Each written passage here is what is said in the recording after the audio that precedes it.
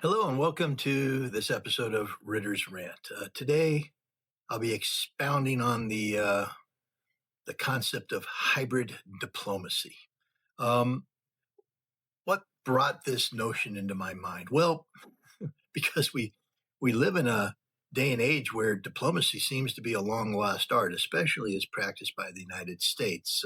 We've always known that diplomats were duplicitous. Hell, we only have to listen to Michael McFaul, the former U.S. ambassador to explain to John Mearsheimer and others that, of course, we lied when we talked to the Russians about this, that, and the other thing.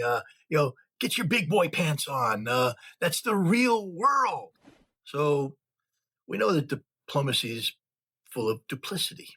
But that's normal diplomacy. I guess we factor that in. But today, we're beyond the stage of duplicity. I think we're at the point in time where the parties to diplomatic engagement understand that at least one side of the equation is not serious about this at all. I mean, duplicity, at least creates the impression that there's the potential of you keeping your word. Today, especially when the United States engages diplomatically, it's a certainty that we will not keep our word. So why would nations seek to diplomatically engage with the United States? Why would Iran, say, yeah, let's have a memorandum of understanding that we know you're going to violate. We knew going in you were going to violate, and yet we're going to go through the motions and create this document to begin with. How about Russia? I mean, especially in the post Anchorage meeting summit where you have the spirit of Anchorage now is being openly derided by senior Russian leadership, who we have the foreign minister say the United States is agreement incapable. And yet we have Kirill Dmitriev, talking about tunnel diplomacy. We have the Russians still entertaining, allowing Mutt and Jeff, Beavis and Butthead, however you want to call them, Steve Witkoff and Jared Kushner, an entree back into Russia to discuss, to go through the imaginings of diplomacy. What is the purpose? Well, the purpose is what I call hybrid diplomacy, meaning that you engage in a process that provides windows of opportunity for advancing your respective causes without having to re-engage.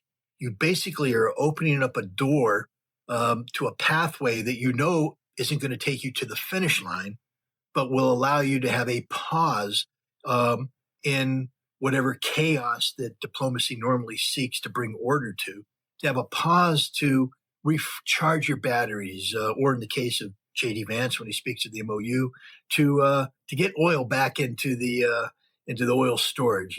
We according to Donald Trump in one of his moments of honest lucidity, said he was compelled to sign the MOU, not because he wanted peace, but because he had no choice, because we were running out of oil. Hybrid diplomacy. Hybrid diplomacy is diplomacy that's based upon selective advantage. You're not trying to solve a problem. You're trying to manage a problem in a way that gives you momentary relief from the problems that you seek a solution to, not permanent relief, momentary relief. Hybrid diplomacy is unique here because normally you would see nations seeking to resolve problems. The goal of diplomacy, even duplicitous diplomacy, is to seek a resolution to the problem. And I do believe that Russia and Iran do want resolution to their respective problems. Not so the United States. Hybrid diplomacy thrives in an environment of chaos, continuous chaos, managed chaos, controlled chaos. And I believe this is the policy model of the second term of the Trump administration. Chaos. We thrive by engendering chaos that throws the other nations off guard. We're not seeking a solution to Ukraine. We want to sustain Ukraine, not just because of what it does to Russia, but what it does to Europe and how it positions the United States. The United States is in a period of time where there is a great transformation in the world away from the American hegemony, the singularity, to a multipolar world. We don't want this transition to be completed.